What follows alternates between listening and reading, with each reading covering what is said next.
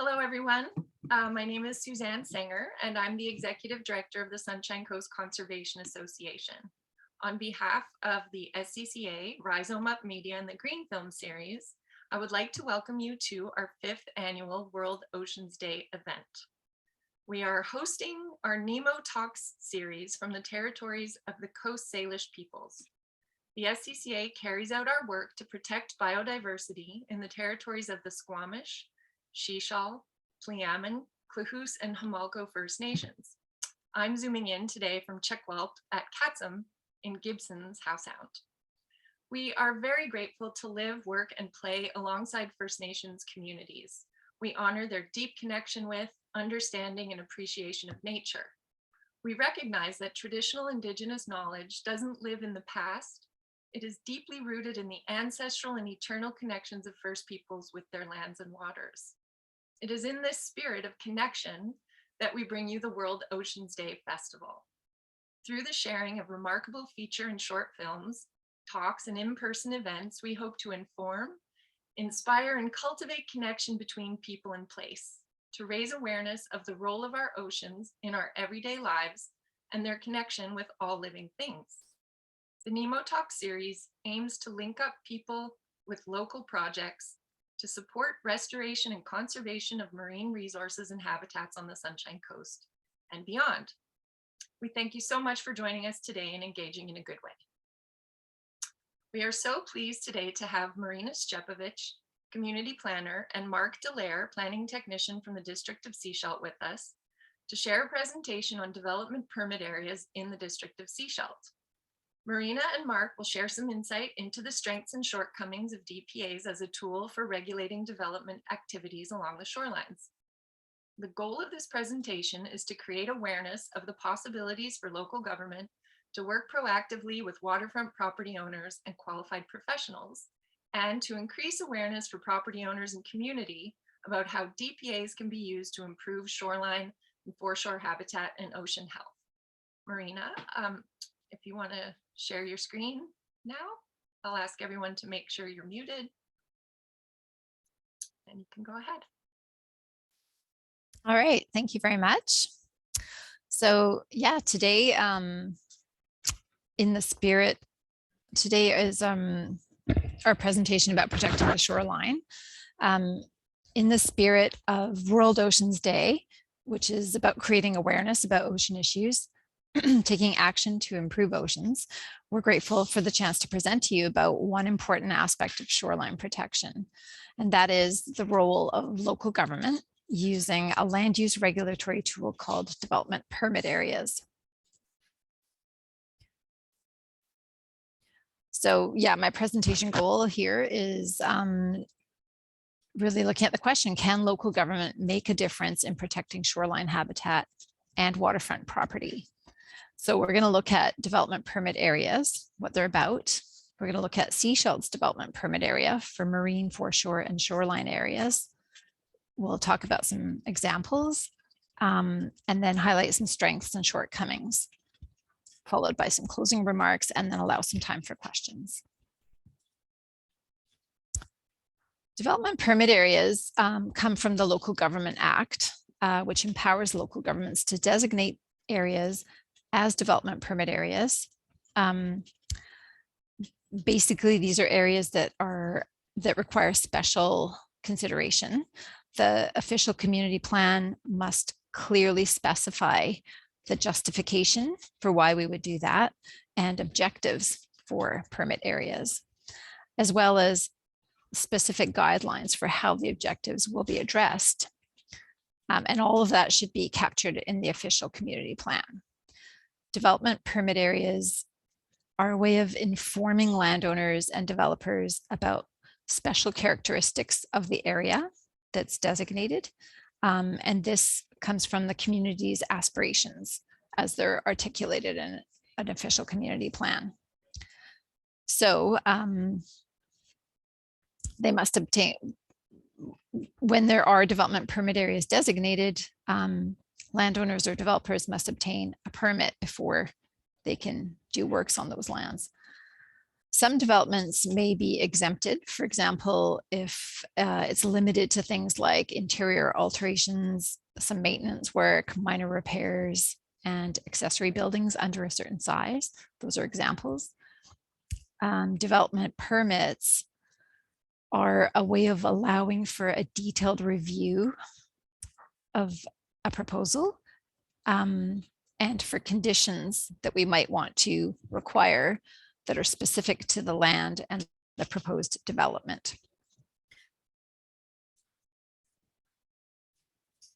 Those were all the points I meant to forward along.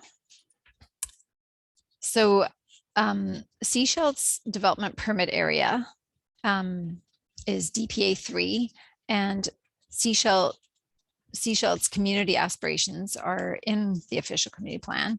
There's a whole chapter that is on land use policies. And specifically for ocean and shoreline areas, it talks about protecting the shoreline habitat and related natural processes. It talks about recognizing the importance for recreation and commercial activities. Sechelt also states about protecting development from coastal flooding hazards, supporting and improving public access to and along the shoreline, and that using an ecosystems-based planning approach based on Greenshores is also important. So when it comes to regulating development that occurs on our shorelines, we use development permit area number 3. We have a whole chapter on it in the OCP, and it describes the justification. These are the stated objectives, which are to protect and enhance the ecological health of the marine waters, foreshore, and adjacent upland. Another objective is to protect properties from the effects of storm wave erosion and coastal flooding, while preserving the integrity and connectivity of coastal processes. So you can see here a map for our entire coastline is designated as development permit area 3. And within those areas, it's also important to note that there are other jurisdictions, other government jurisdictions at the shoreline and the foreshore. And this diagram shows the extents and the overlap. So in red there, the development permit area. So any development, including alteration of land or foreshore areas that occurs within 15 meters upland of the natural boundary or the high tide line to 15 meters below the low tide level requires a development permit. Our development permit area contains 14 general guidelines. So if land is within the development permit area, a permit must be obtained before any development occurs, or sometimes it can be exempted, and there's specifics about what is exempted. The proposed development must meet the guidelines, but not all guidelines apply to all situations. So there is a review that happens by staff, and we need to use our judgment on what is considered applicable. The guidelines cover such things as like avoiding development within the development permit area, or at least the least impactful to the ecology, and protecting, and it has to protect development from coastal hazards. They cover such things as retaining natural vegetation, preserving natural beach transport. The guidelines address placement of fill, stormwater drainage, and those kinds of things. And then there are permit conditions that we can impose based on what the assessment report requirements are. And then there's a description in there about what is required for that report to be acceptable. There's a couple of examples. I might just hand it over to Mark to kind of take it from here. This one shows just is sort of a typical example of a waterfront with lots of things happening at that waterfront. You can see a swimming pool. You can see a development that kind of sort of came within 15 meters. But the area highlighted in red, I'll just let Mark sort of explain about the minor landscaping at the waterfront. Hi, thank you, Marina. So in this instance, the landowner wanted to revegetate the area closest to the water, but they needed to do so in a more sensitive and mindful way. When working within the foreshore, they contacted staff early on, engaged a QEP, a qualified environmental professional, to assess and provide them some insight and feedback as to what a successful final plan may look like. You can see in the image on the right that they are mid-process. They're bringing in earth. You can see all the little piles of earth kind of dotted along the property. And I think the intent is to overall create a more natural landscaped area using native species in order to reclaim the area, if you will, and make it a little more natural than it was. They identified some invasive species such as blackberry along the foreshore and other parts of the property, and they've worked to resolve and remediate that. And hopefully the project nears completion soon and it's as successful as they had originally intended. In this case, the previous example was on the Strait of Georgia. In this case, we're on the Sechelt Inlet. This is a pretty unique one. Staff don't manage or receive a lot of applications for work within DPA 3. And this was a previously undeveloped site where they landowners were looking to ensure as much protection work as possible, as early as possible, to facilitate a good design and a successful project. As I said, it was previously unaltered. There was a lot of native vegetation that was on site, and the goal of the QEP was to retain as much of the native vegetation occurring on site as possible in order to replant it later on as the land alteration and construction of the home proceeded. They were able to retain the salt marsh that you see at the front in that kind of brownish green spotted area. And the salt marsh was fairly unique according to the QEP, full of some tall shrubs and things of that nature that were minorly pruned, if you will, to allow some view corridors, but the salt marsh area in the foreshore and backshore was preserved. The landowners are quite pleased with the outcome, and there was a minor amount of work done within the DPA, and you can see it there. Oh, sorry, pop back one for me there, Marina. They have just a little proposed patio that's in the top of that green area, and it's just the pavers. So low impact, it's not permanent, pavers can be removed. So it's very sensitively integrated, and they have a very modest little wheelchair access path just to get a little bit closer to the foreshore, again, using non-permanent materials like patio stones, interlocking patio stones. In the long game, Marina, if you'll switch it over, you can see that they've retained a lot of that green strip along the front in the salt marsh like I identified in the intertidal zone, and you can see some bark mulch and a minor retaining structure adjacent to the shoreline, just offset between the shoreline and the house.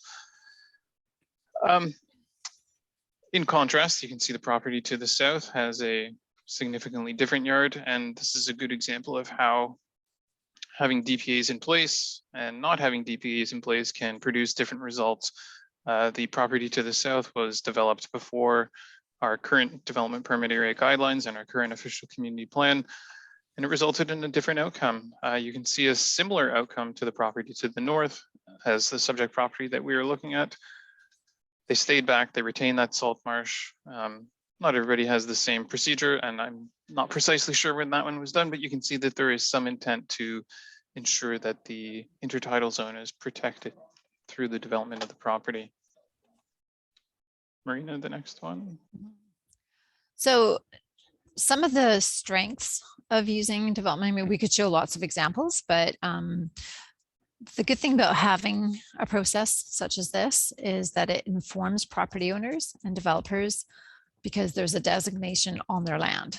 So when they come in here to do some type of a development proposal, or to propose a development, they're aware of the special considerations for the area. If they apply for and are issued a development permit, and then they proceed with their development, that development permit gets registered on title, so it stays on the property for future property owners. And this further informs the property owners in the future of the conditions for that property, the past reports, and explains any covenants that they may have had registered, such as, you know, a no build area or that sort of thing that might have been a condition of the permit that we issue. This allows for improvements to be secured, allows for the development story to continue in the future if you instead of starting from scratch each time a proposal is made.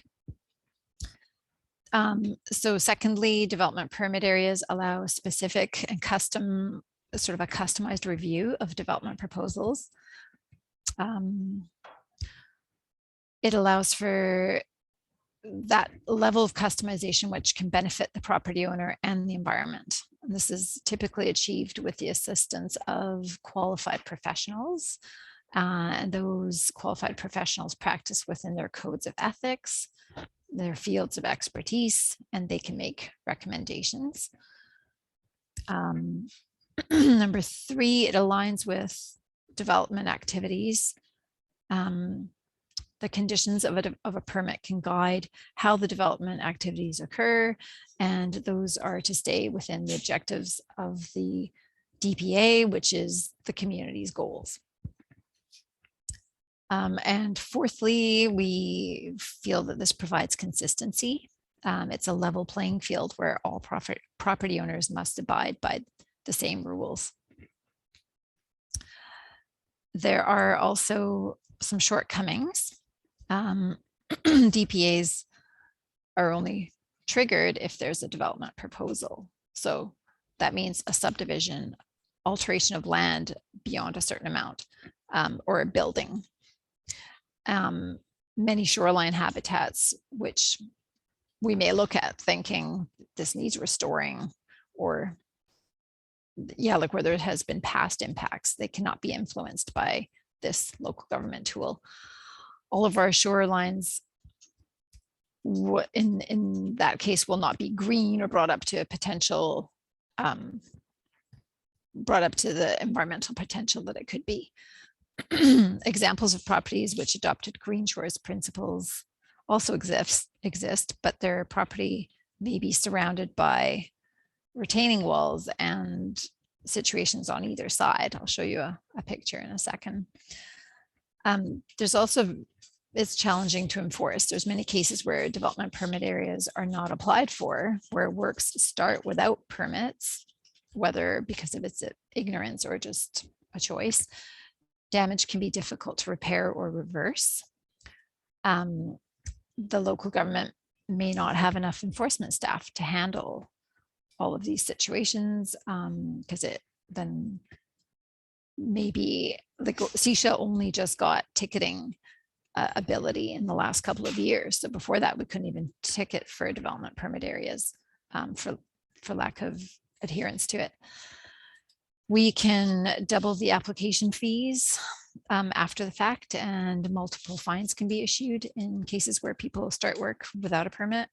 But in some situations, the fines can be viewed by property owners as a cost of business. And I'd say that's not a problem with just development permit areas, but with many types of environmental infractions at all levels of government. A consistent approach, it's like this is also a shortcoming. So a development proposal is what's proposed is the input. It goes through our process, and the output can be quite different. Each case is quite unique, and sometimes the outcome may fall short of the community's goals or people's perceptions of what those goals should look like.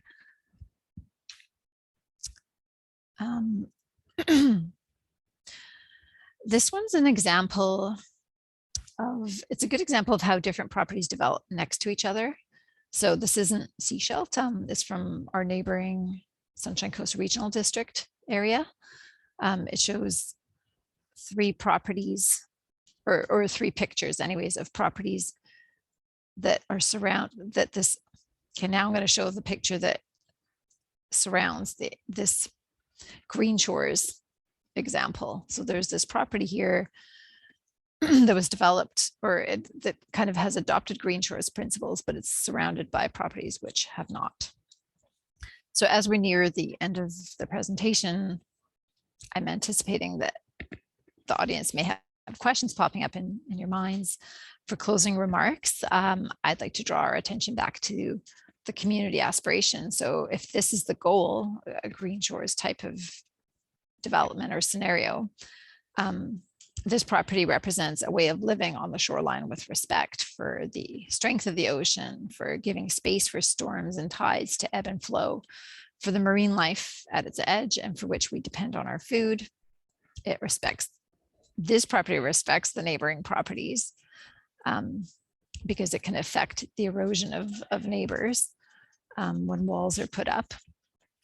And it also respects that there is uncertainty in the future. Sea level rise is happening, and the way we manage our shorelines needs to catch up. As we look at each of the elements that it takes to realize this type of scenario, we can see that not all the elements are achieved by local government or by any one player or interest. So I guess my final statement on this is that there are other governments, jurisdictions, and their legal frameworks, Department of Fisheries and Oceans and our provincial ministries for permits and enforcement and monitoring and studies and funding support, etc. There's First Nations and their interests, neighboring local governments. The shoreline habitat doesn't change at political borders. And then there's non-government organizations which do a lot of work with stewardship and projects on the ground. Landowners and developers play an important role as well, as do qualified professionals for kind of knowing what to do and making recommendations, and the community at large for looking out for things and shoreline cleanups and that sort of thing. So we have a lot of challenges before us. It takes a number of different roles, and I think working together to achieve the best outcome. Thanks. And then Mark and I can take some questions if there are any. Thank you so much, Marina. That was extremely informative, and also really raises a lot of questions, especially with regard to overlapping jurisdictions and groups and people, and all of the other issues that we're dealing with as far as shoreline habitat and how that influence on what happens on the foreshore then spreads out into the marine environment and affects the oceans. So we're going to head into the Q&A part of the meeting. And I'm going to just explain a little bit of the format. We're going to ask that if you have a question, you can ask your question in one of 2 ways, and I will moderate for the presenters. If you want to ask a question from the floor, if you just want to speak, please raise your hand in the reactions space in the Zoom room. You can find the reactions as a little happy face with a plus sign at the bottom of your Zoom screen. If you click on it, you can find a raise your hand function. Please do that, and then Zoom will cue you and I will ask you to speak. Or you can post a question in the chat or a comment in the chat, and I will check the chat and moderate from there. So, and again, we'll just ask everybody to stay muted, please. That just helps keep the background noise from invading the conversation. Okay, so does anybody have a question? There we go. Okay, from the chat, there's a question. In one of the slides, there was a swimming pool in the DPA area. Why was that allowed? Marina? I'm going to let Mark answer because he's familiar with that area and he's been at the District of Sechelt longer than me. Thanks, Marina. I would assume that the pool in question likely predates our current official community plan. From what I can tell, it's been there for about 2 decades, so it does predate our current official community plan. And my only guess is that it may have been subjected to some level of development permit criteria, as well as some flood exemption requirements as outlined in the OCP, as well as in the zoning bylaw. It's hard to know exactly how it came to be where it is, because I wasn't involved in the process, but I think those are reasonable leaps to make, that it was exempted, and in terms of zoning, it was exempted, and perhaps there was some criteria that had to be satisfied when it was constructed, but I'm not sure about that. Thank you. Just as a follow-up, is it fair to assume that that wouldn't be allowed anymore? Yes, okay, thank you. Billy Carroll, you've got your hand up. You need to, Yeah, I thank you for that amazing presentation. I mean, it's really impressive what you've been trying to do here, and I just I'm so appreciative of the goals and the attempts to make some kind of workable process around protecting the shore. I just want to first say that I really appreciate it. But like all things on the coast, we've got overlapping governments, and I live in Roberts Creek, and you know, I'm just wondering if you can speak to any kind of attempts to do any kind of collaboration and moving towards making some progress with joint, you know, joint work together with the other municipalities and organizations.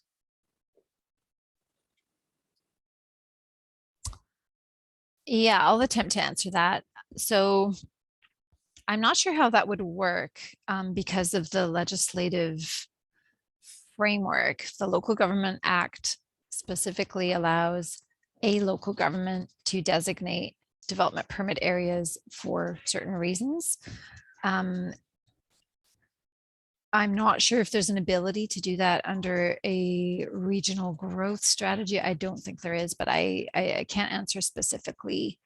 It's kind of more of a, I think it's more of a legal question, but certainly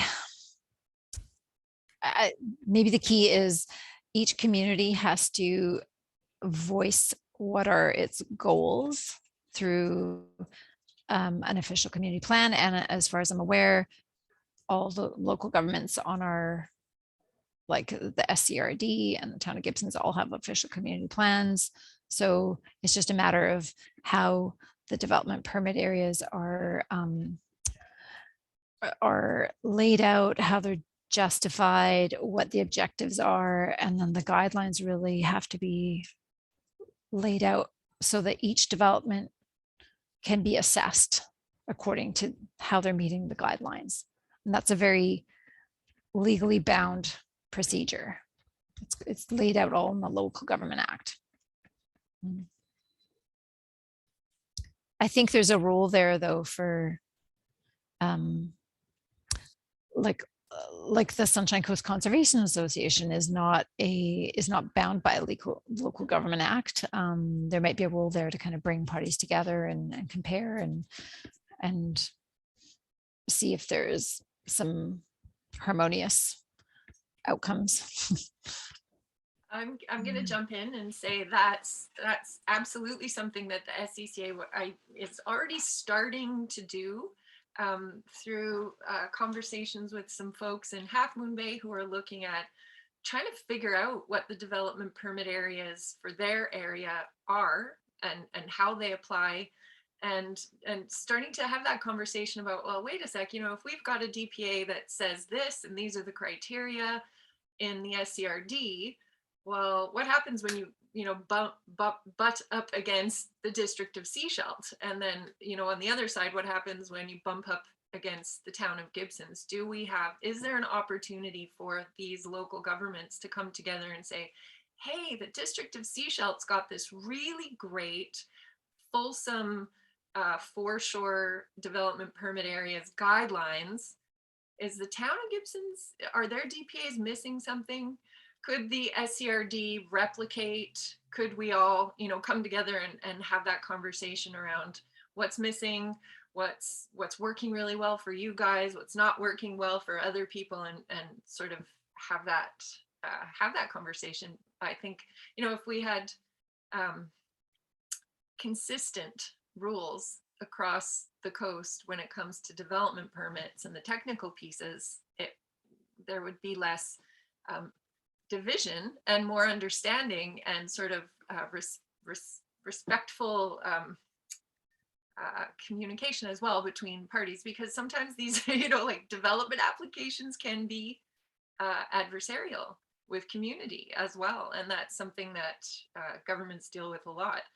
And NGOs like us are sort of in this weird space with it, because we really want to engage and inform the public and make sure that we're doing our job to protect biodiversity, and understanding the limitations of these tools is tricky.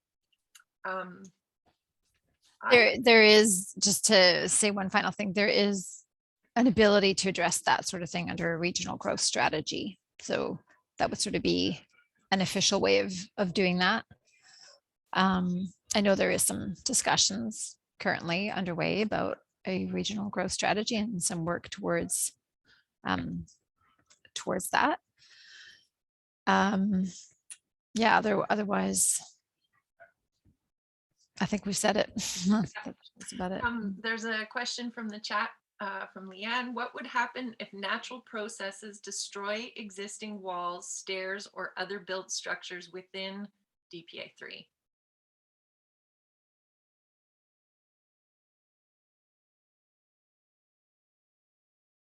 So go ahead, Mark. So is the question, would they be able to reconstruct? Is that correct?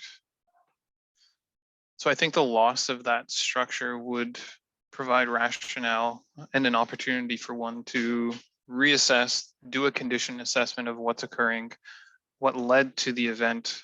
Was it a 1 in 100, 1 in 50? What kind of storm were you looking at? Is it something that we'll anticipate receiving again, or is it something so far off that we'll never see another one for 300 years?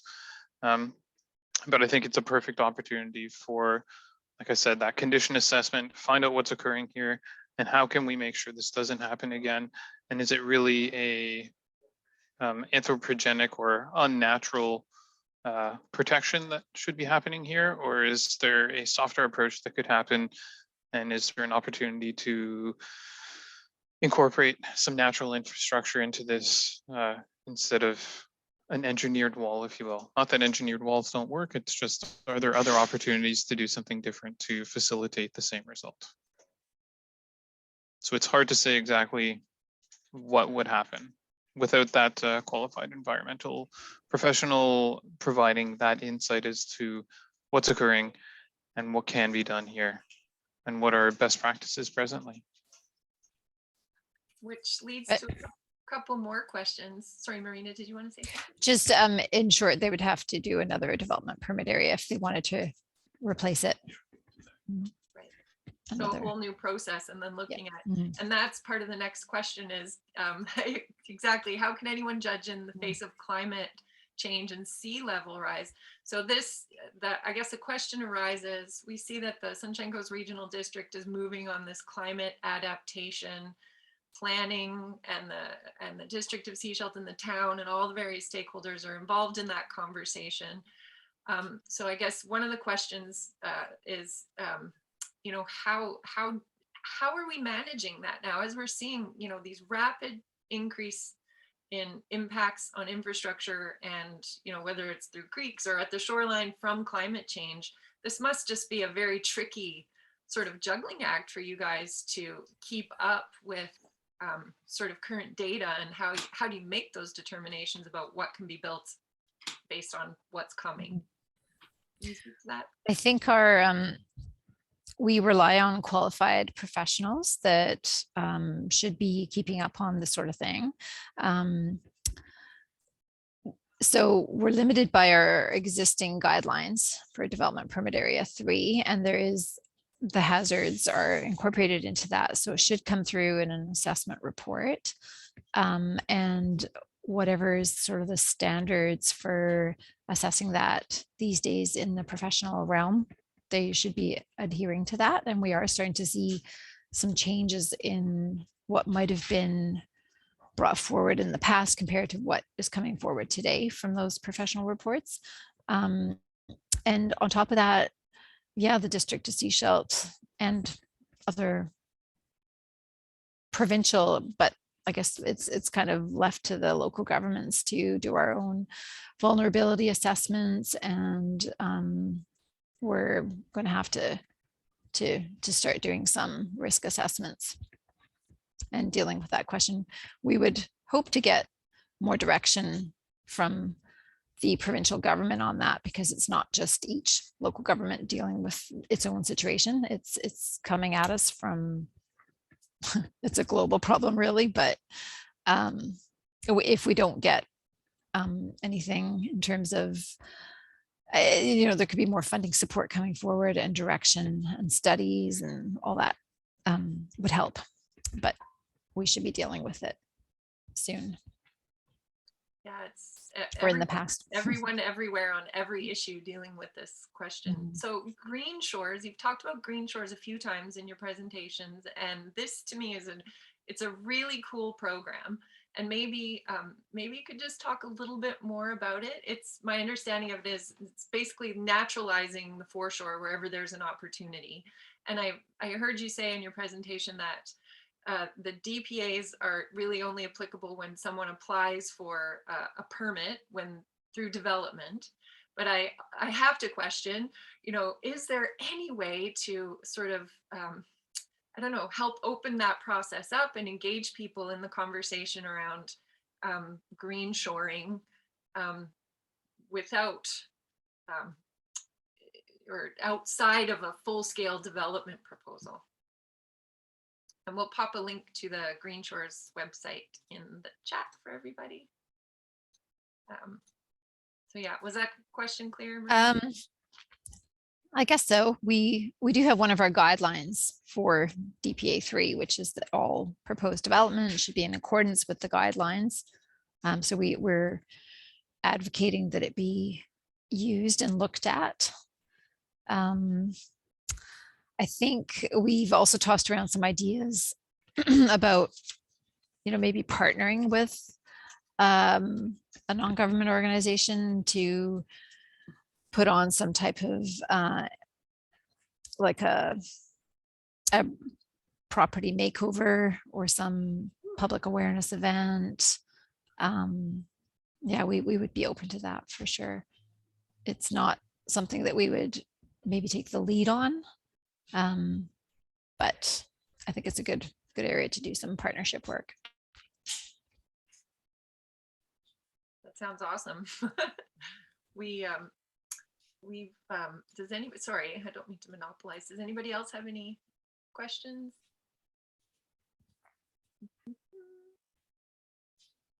Okay, I'll keep going. One of the, something that we recently did, the SCCA has been following drinking water issues for years and years and years. And, obviously with Chapman and now with the aquifers coming online, sort of looking at how development may have impacts on the drinking water. And one of the things that we looked at was how the development permit area guidelines in the town of Gibsons weren't fully protective of the groundwater, even though, the intention is obviously there to protect the groundwater. There were some missing pieces. So we actually went through the guidelines and submitted some ideas about how to improve them. And one of the ideas was that if the DPAs included an appendix of documentation and really clear direction around sort of, up-to-date climate data and really provided super, super clear examples of what the expectation of development in those, like in the aquifer protection zones was, that would help, basically would help the local government to meet its own goals and objectives. And then it would also help with the developers. When developers come forward and they're looking at these guidelines, sometimes there's, there can be a lack of clarity, or sometimes too, like it's just really expensive to do these, the drill testing or the different reports and get the QEPs. And so if the property owners had access to, the last guy's report, the last study, all of those data, it would sort of smooth the process of people doing better with the permitting process. And I was curious to know whether the district had thought of that, if you're might be open to that too. I think that there's a wide variety of things there, and it would probably be best to kind of present them, and because we'd probably have to look at what are we legally allowed to do. There's sort of, if we get too specific, I believe with development permit areas, it can really kind of the process can get stuck. So there should be clear guidelines, but not so specific that they can't be applied to all situations.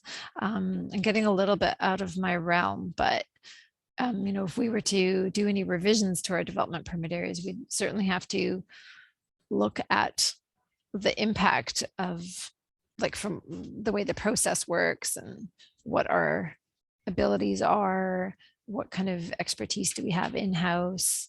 Like, there's so many things to consider. They're good questions. Yeah. Lily's got her hand up too. She's got a follow-up there. Or maybe a different question.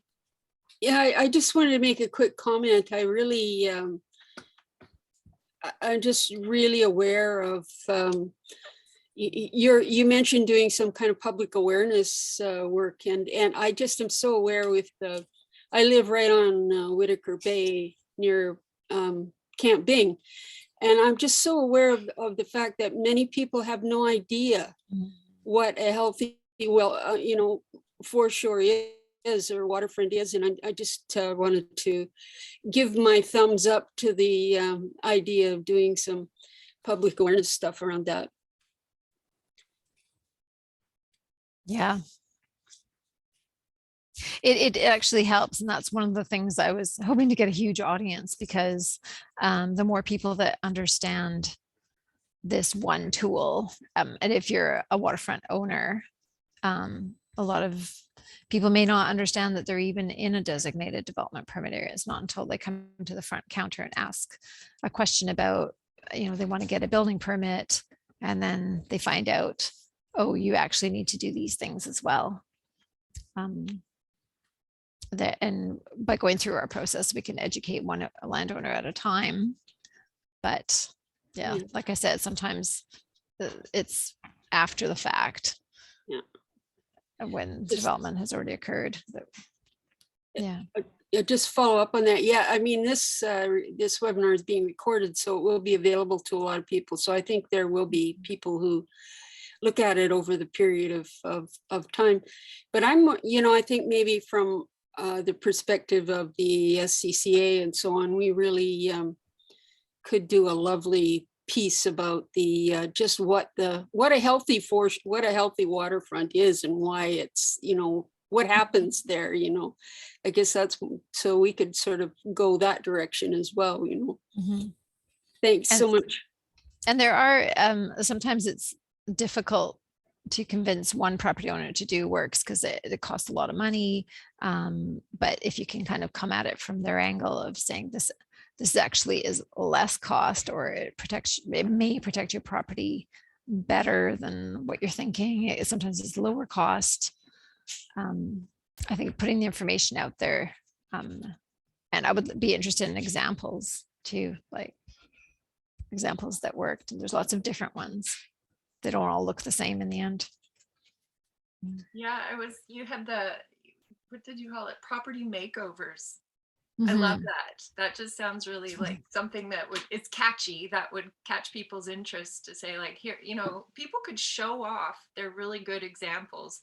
And I mean, I think people who care about the natural environment, who do, spend the time and the money and really, to look after it and do it well, would love to be able to show off what they've done and then, sort of highlight that and then use it as a really positive engagement tool to inspire other people to maybe take those steps.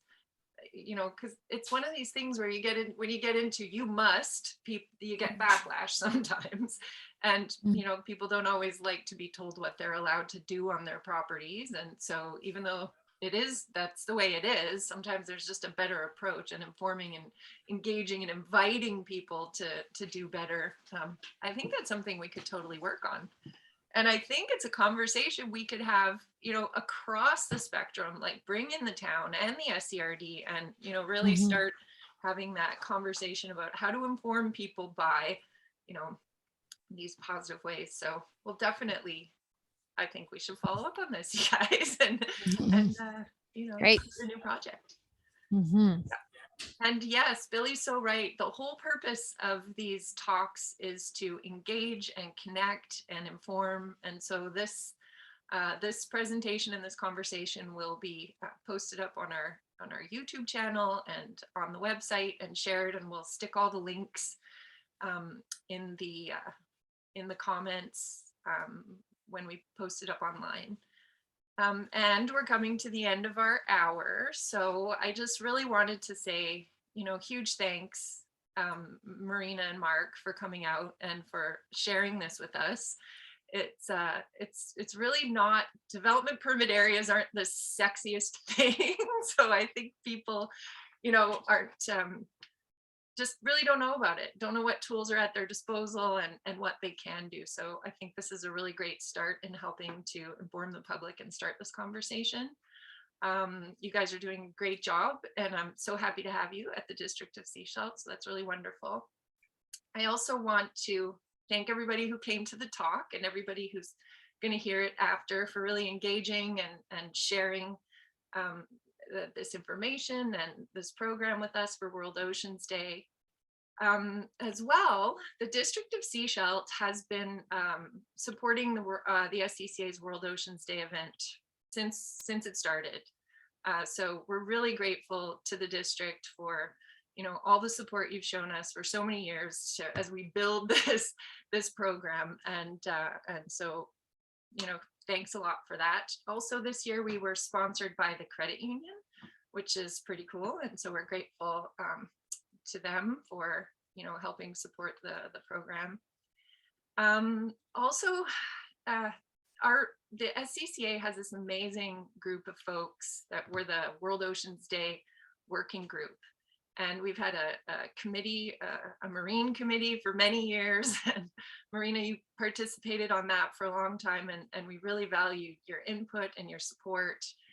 Diane Sanford and Angela Kronig, who are amazing citizen scientists, and they've been doing all kinds of really great work. There are marine and freshwater liaisons with the SCCA. They've really helped build this, the World Oceans Day program with us. And so we're just kudos to them. And of course, Billy Carroll, Rhizome Up Media, and the Green Film series that have worked so hard to create the festival website and curate this amazing program of feature films and short films that really sort of reach to a broader audience of folks who may not be interested in development permit areas, but really care about killer whales and eelgrass and can find these the connection between all of these things through the films, and engage in learning how to find a way to slot in to make a difference. And so I just want to shout out that there are Oh, Mary Lou is putting links into the chat right now, and we'll put these in the comments section on YouTube. The online films are available for viewing on the website until the end of the day on June 10th. And some of them will be there year round, but there are a couple that if you want to watch them, get there now. And the shorts will be there for the long haul. And if you're enjoying this Nemo talk and learning and finding that it's valuable and helping you to connect, we hope you'll come out to our next Nemo talk, which is tomorrow, Tuesday, June 7th at noon. And we're going to have speakers from the Saturna Island Research and Education Society. They'll be presenting on the work they're doing to help track and protect whales in the Salish Sea. And I just want to put a plug in here too. We're really hoping to attract people who would like to be part of a whale sighting group on the coast. So this group from Saturna is going to help us create a new whale sighting group on the coast. So if either anybody here is interested, please come tomorrow and join up with our group. Yeah, I think Mary Lou's posting some more of the links and information into the chat. And again, I'm just really grateful for everyone for coming and sharing and helping us with our World Oceans Day event. So thank you, and we'll see you tomorrow. Thank you to you all. Thank you. Bye.